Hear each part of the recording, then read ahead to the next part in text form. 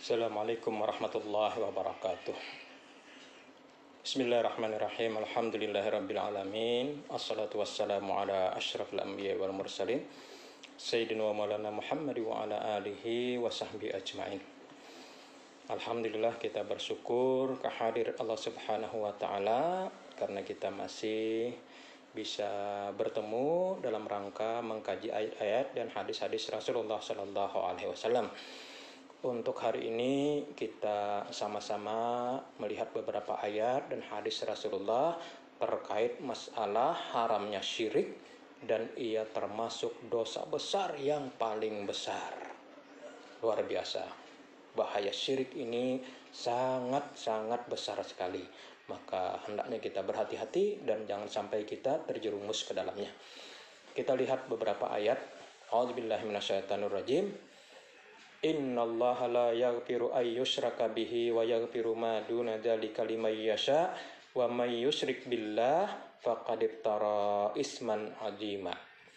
Sesungguhnya Allah tidak akan mengampuni dosa karena mempersekutukannya, yaitu syirik, ya. Dan Dia mengampuni dosa selain syirik bagi siapa yang Dia kehendaki. Barang siapa mempersekutukan Allah, maka sungguh dia telah berbuat dosa yang besar. Isman azima.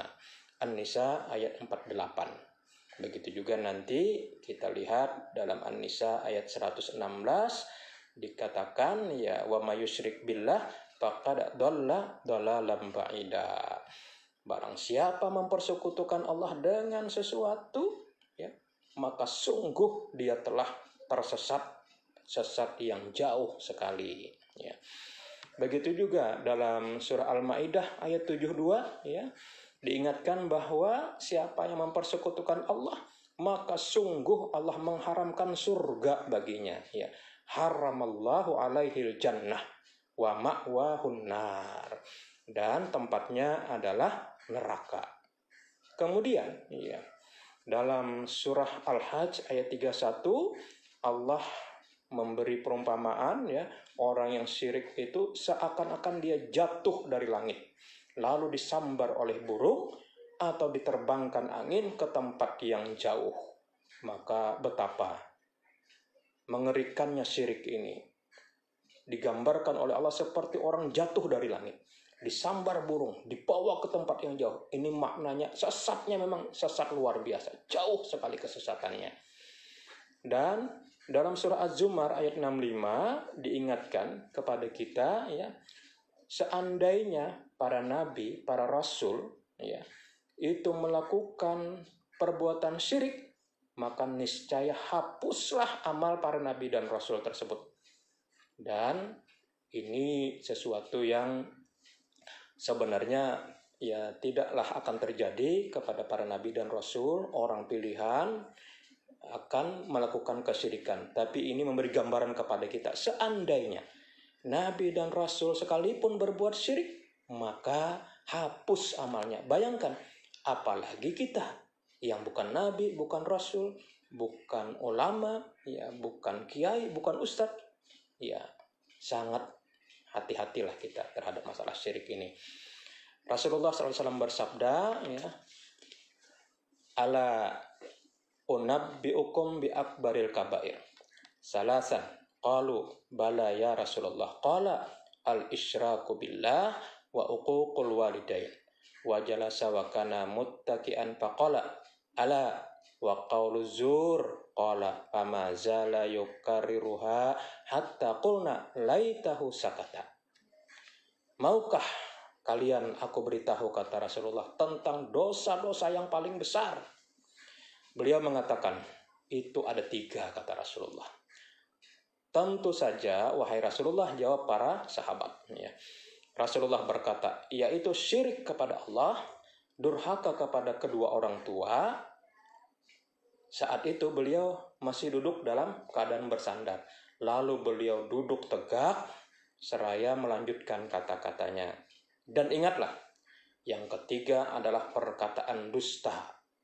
Beliau terus, ya, mengulanginya hingga kami berharap mudah-mudahan beliau segera diam. Jadi walaupun sebenarnya dosa besar itu banyak, ya, tapi dalam hadis ini Rasulullah menyebutkan 3. Syirik, durhaka kepada orang tua, dan berkata dusta, berbohong. Ya. Hadis sahih Bukhari Muslim.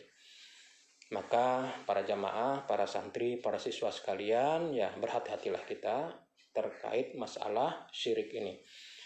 Diriwayatkan dari Abdullah bin Mas'ud radhiyallahu anhu, ia berkata, aku bertanya kepada Rasulullah sallallahu alaihi wasallam, dosa apakah yang paling besar di sisi Allah? Rasulullah menjawab, yakni engkau menjadikan sekutu bagi Allah, padahal dialah yang menciptakanmu. Kemudian apa lagi ya Rasulullah? Beliau menjawab, engkau membunuh anakmu sendiri karena takut ia makan bersamamu. Kemudian apa lagi ya Rasulullah? Beliau menjawab, engkau berzina dengan istri tetanggamu. Hadis sahih Bukhari Muslim. Jadi di sini juga disebutkan ya 3 hal terkait dengan apa saja yang yang masuk kategori dosa yang paling besar di sisi Allah, yakni berbuat syirik, kemudian ya membunuh anak sendiri karena takut miskin, ya tidak sanggup memberi makan mereka, dan berzina dengan istri tetanggamu. Jamaah, para santri, para siswa sekalian, ya, dari hadis inilah turun ayat dalam surah Al-Furqan ayat 68 yang berbunyi, walladzina la yad'una ma'allahi ilahan akhar wa la yaqtuluna an-nafsal lati harramallahu illa bil haqq wa la yaznun.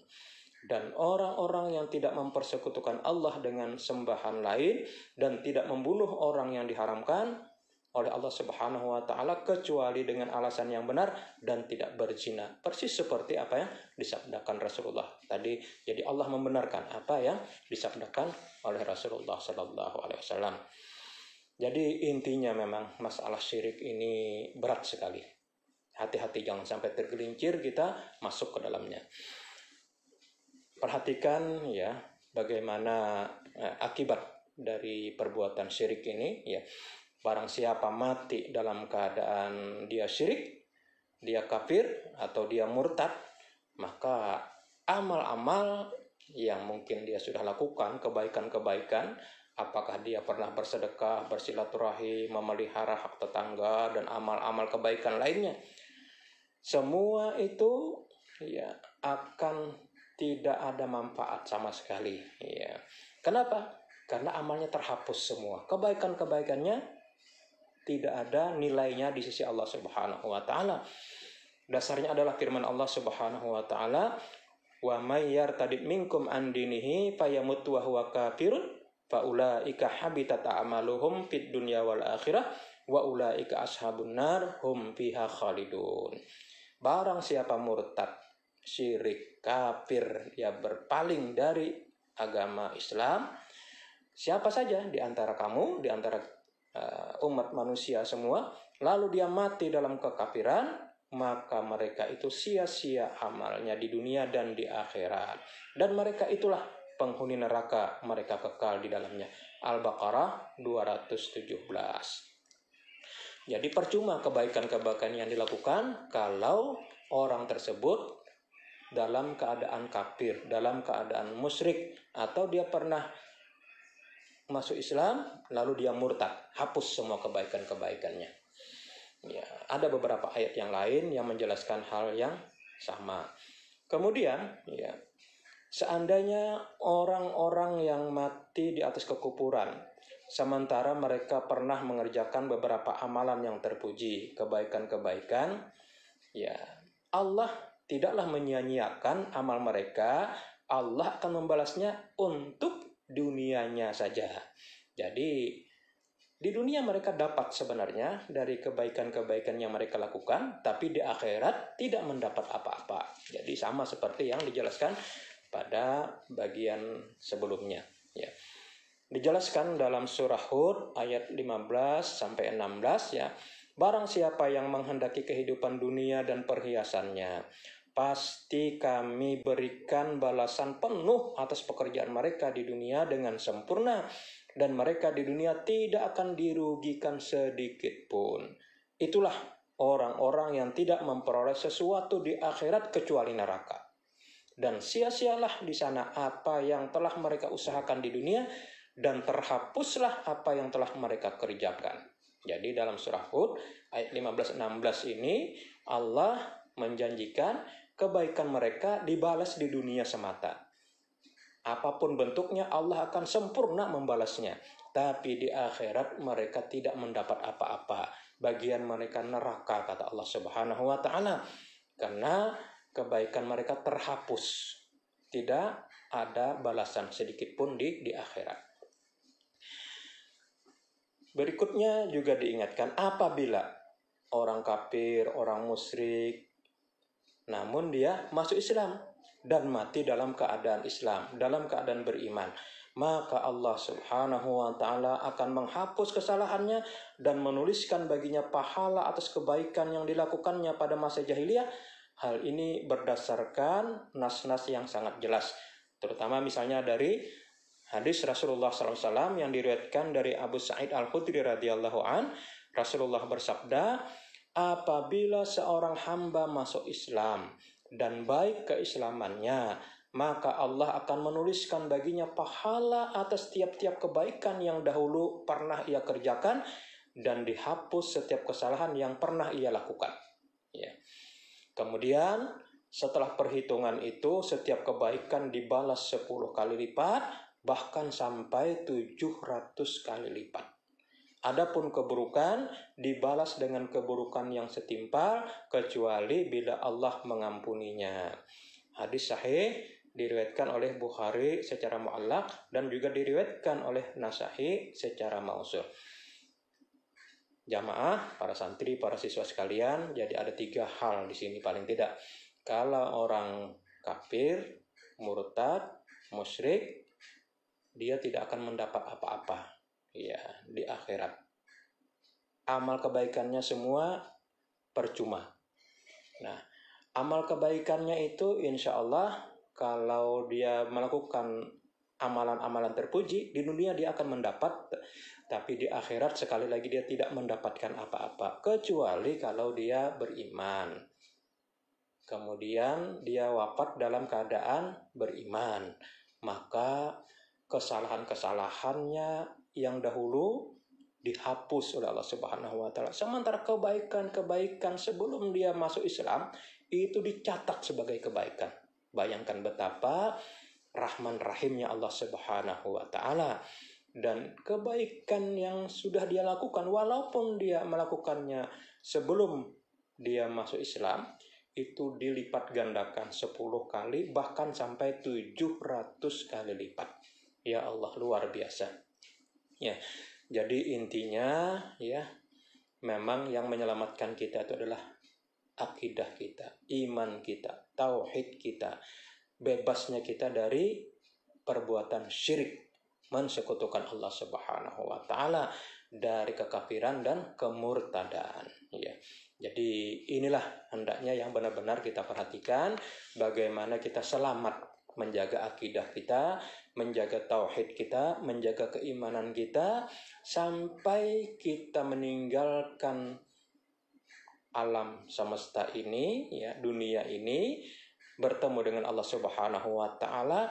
Mudah-mudahan selamat akidah kita, selamat iman kita, selamat tauhid kita.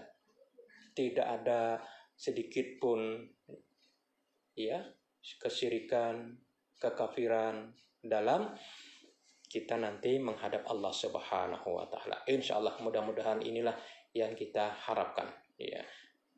Mudah-mudahan bermanfaat ya.